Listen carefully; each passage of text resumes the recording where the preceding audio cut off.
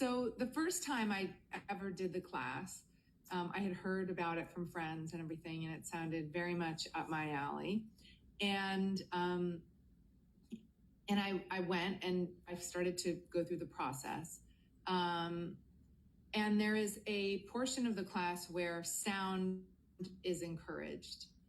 And I found it really difficult and embarrassing the first time to make the sounds that you were making, or the teacher. I think it wasn't even with you, my first class. I think it was a teacher. And I was like, am I really supposed to shout and like grunt? And I felt like my voice get caught in my throat, which I thought was really illuminating the idea that, you know, we're not supposed to make sound, or it's embarrassing, or it's weird.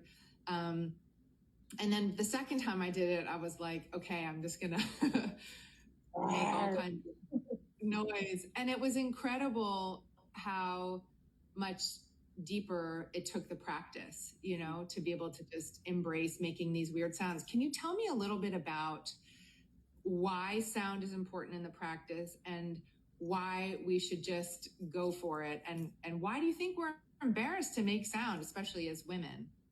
It's all the things that I just talked about, the external feedback and coding of like how to not be. And then we get stuck in this thing of holding it in our physical bodies. And then it creates thought in mind, which is obviously the part of the kind of external thinking, fear, function. But it's interesting that you had enough awareness to say, I feel it in my throat, and I'm going to go back and try it again and do it differently. So you actually test it on yourself. And that's really what the class is about. We tell people all the time, this offering in this space is do what feels right for you.